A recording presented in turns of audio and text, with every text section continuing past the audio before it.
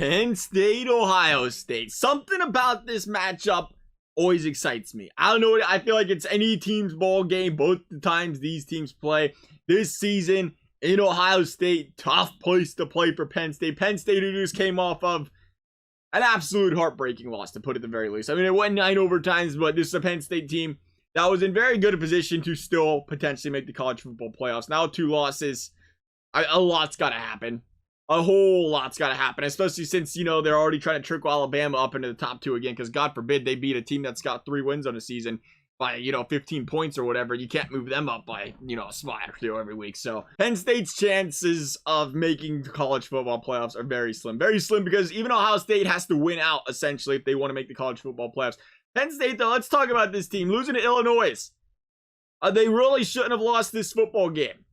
They should have probably blown out Illinois. I mean, this is a defense which the Buckeyes are going to have to watch out for. And it's going to be Penn State's probably best chance of winning this football game. A defense that created 3 takeaways in the first 20 minutes of last week's game. The problem was the offense came onto the field, kicked 2 field goals.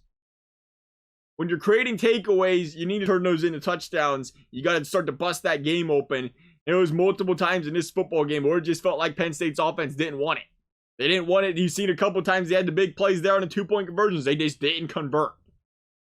That can't happen against Ohio State. Ohio State, who, by the way, has arguably the most unstoppable offense in all of college football. You have the 3-headed monster and the wide receivers that are just absolute studs out there in Jigba, Olave, Garrett Wilson. All of them bring different aspects of this team, or dynamics to this team, I should say. Then you have the running back game in Henderson and Williams. Henderson averaging 8.8 yards per carry. Every time this guy touches the football, you hold your breath and think there's a chance he's taking it to the house. Penn State, currently the 10th ranked team in the Big Ten against the run. That ain't good. 148 yards per game. That's going to be a tough matchup. A tough matchup that Ohio State's going to win. Again, you talk about passing. Penn State's aerial attack or aerial defense a little bit better. Maybe they get some stops on Stroud. They have to be able to control the run game to get the stops on Stroud, though. Ultimately, I don't think they stop this Buckeyes offense. I don't. I think it's a team that you're going to have to force Stroud. And he does. He's a freshman. He still makes, them silly mistakes every here and there. You got to force him into those. You got to force these running backs to put the ball on the ground. You got to find a way to get the takeaways. And you have to find a way to turn those takeaways into touchdowns if you're Penn State. Penn State, who, by the way, they're going to have a tough time on offense. This is going to be Clifford and his homecoming. Come back to Ohio. Hometown boy out of Cincinnati. He plays well against the Buckeyes. He really does. And he can go out there against the Buckeyes defense that hasn't had much of a challenge these last 3 weeks. But it was a Buckeyes defense that was getting absolutely torched through the air the first few weeks of this season.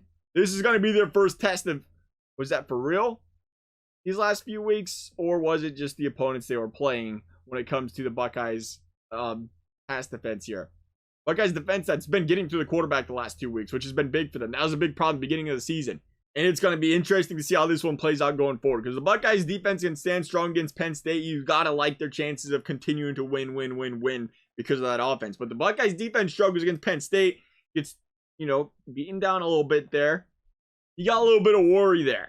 Penn State, though, there ain't a question about it. They have to beat the Buckeyes through the air. This is a team that doesn't have a 100-yard rusher all season. They have not ran for 100 yards in a game, a single running back on this team all season. Makes them one-dimensional. Again, we talked about it. Buckeyes defense has struggled to stop the pass.